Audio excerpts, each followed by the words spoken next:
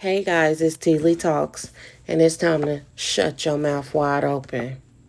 And literally, the story today is a story that will leave your mouth stuck because, man, we gonna get into it. And this is a story out of Michigan. We already heard the news. We seen the Amber Alert. I got the Amber Alert on my phone. So this involves the beautiful 3-year-old Wynter Smith. And I'll never start the story out with his picture. We just want to give our condolences to the family. She's so cute, so pretty. She had her whole life ahead of her. But Rashad, her mom's boyfriend, came into her life and he was going to make sure that didn't happen because Rashad is a BAN. He's a BAN, okay? He always has been. He always will be. He was born one, and he's not standing on nothing. So, truly, he's a person that didn't even deserve to be seated at the table with nobody of Wynter's mom's caliber, okay? They shouldn't have even been hanging out in the same areas. They shouldn't even been running into each other at the bar because he is literally trash and everything about him proves to be that what I'm saying is true. Back in May of 2021, Rashad, Mr. Rashad Trice, was involved with DV and resisting arrest involving Wynter's mom. And then 3 days later, in the same month, he was arrested for obstructing police, resisting arrest, and all. He just can't accept what the rules are of the world. He doesn't like his freedom. It bothers him to be out in the free world, clearly. And then a little bit after that, I don't know if those were suspended sentences or not, but between August and September of the same year, 2021, he was arrested again for crimes that had a lot to do with violent crimes. So he was sentenced to a year. He did a year, and I'm pretty sure that he got back out to Wynter's mom because that is a thing. People are still doing that. At one point, it was literally a part of the culture in the black community is to hold a man down and wait for them in the hopes with your fingers and your toes crossed that he's going to come out a different person. But anyway, they got a 1-year-old son together. And so this man is beyond evil. This man is the devil. I'm not understanding what provoked him to take that woman's child. What is the problem? Are you jealous? He was so jealous of, number one, the mom, but to be jealous of a 3-year-old child, you are sick, BAN. He's sick. Literally. How can you sit around and have such a nasty disposition towards a child who done you nothing? You sick and you about to get exactly what you deserve. Let's fire him up. All right. So on July 2nd, 2023, around 11:20 at night, the Lansing Police Department had responded to a call of a stabbing. So this was at the 3021 Beau Jardin Drive, apartment 107 in Lansing, Michigan. Samari had reported she was involved in a DV altercation with her boyfriend, Mr. Rashad BAN Trice. And so she stated that he had STABBED her. And so he stated he done it multiple times. She fled the scene. Her children were still there, and she was trying to get away. But I know she didn't think that this man would do anything to her child. She didn't know just how sick he was. You don't know how sick a person is until you know how sick a person is. That saying, you don't know nobody until you know somebody. So she didn't know. She didn't know he was a sick individual. She knew he didn't have it all. That wasn't enough to make her walk away. Literally, I tell people all the time, sometimes it's going to take something tragic for you to recognize exactly who you are and what direction you need to be going in. And that goes for anybody. Unfortunately, a 2-year-old had to pay the cost because a lot of times kids pay a high price for their parents' cheap actions. So, anywho, he rode a bike to the scene like Debo because he's a BAN, and he didn't have no car because he's a weak AN. He ain't never had to do SHIT in his entire life because he was born a BAN. He lived as a BAN, and that's what he is. And he didn't have a car, so he got there. He done his DV activities, and then he stole Samari's mom's car. So he stole her car. And let's talk about that because even if he had not taken the child, he was going to take her car because he was going to do anything he could to take something away from her. That's what BANs do.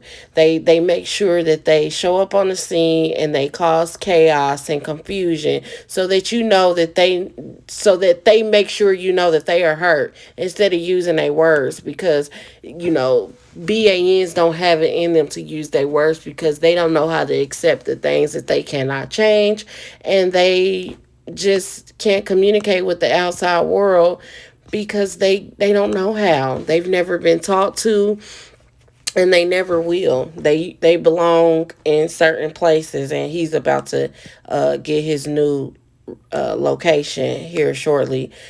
So anyway, he stole her car. He drove around with his girlfriend's daughter in the car. I know she was frightened and scared.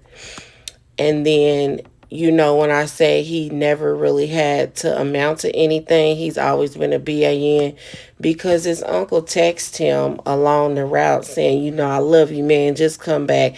It's not your fault. That girl's the devil. But really and truly, he's the absolute devil. He came over there to fight over some money. It probably was $50 because he don't have a pot to pee in or a window to throw it out of. He don't even have a car, so he had to get on a Huffy bike to ride over there because he don't have nothing. So anyways, stole her car. The family calling him like, you know, come on, turn around. It's going to be okay. But no, he said, no, I'm about to end this. And when he may end that, he's ending what he perceives to be an issue. But how is a 3-year-old child an issue for you? Were you jealous of the fact that your mother didn't raise you the way she's raising her children? And your mother never loved you the way you saw Samari love her children. So you wanted to hit her where it hurt. So you decided to take her child. And then not only did you take her, you took this pink phone charger and you done the absolute most evil thing a person could do. And I know that girl was scared. It gave me anxiety thinking about it. But he gonna have his day in court. But you know, he told the law enforcement, lock me up, I'm already a monster. He already knew. And he stated he wanted to red rum himself. Well, that's what you should have done in the first place because the world would be a lot better without you. I don't know why you thought that anybody cared to have you around. That's what you should have been doing instead of sending authorities on a wild goose chase after you kidnapped somebody's child that's not yours. And why did you pick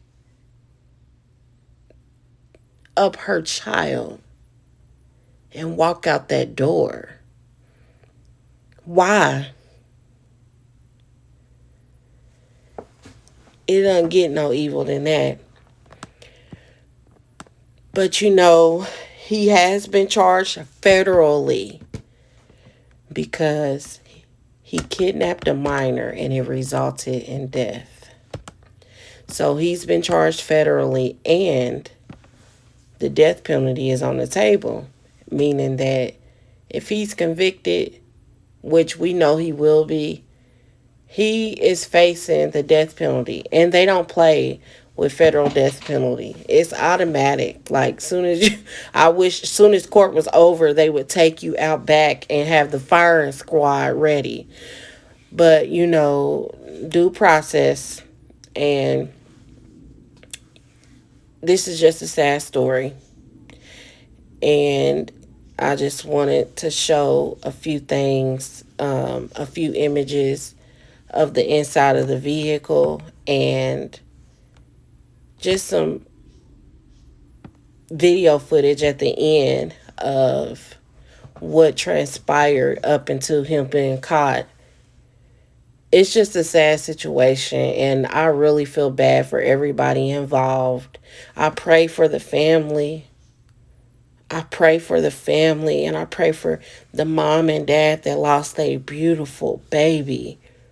I pray that you have strength and you have a long road of recovery ahead, but you better trust the process and trust in God and hold each other close. You get you some therapy and some counseling. I know everybody want to run to the church, but you need somebody that is trained and professional that can help you, and you do that. And you work on your mental, and don't do it alone, and don't let nobody rush you. Because I've been there. I lost a child, not in this manner, but it hurts. And I'm just so upset about the whole ordeal, and I just pray for everybody. And that's all I got on this story today, and y'all take care. Suspected of kidnapping 2-year-old Wynter Smith is hit with federal charges. Rashad Trice, according to federal prosecutors, strangled the toddler with a pink cell phone cord. Feds announcing these charges against Trice late this afternoon and detailing exactly what happened Sunday night in the hours after the toddler was abducted from her home in Lansing. Mara McDonald live on Detroit's east side where her body was ultimately found. Mara, the feds say the autopsy is pending, but they believe she was strangled. That's right, Kimberly, with that pink cell phone cord, and here's why.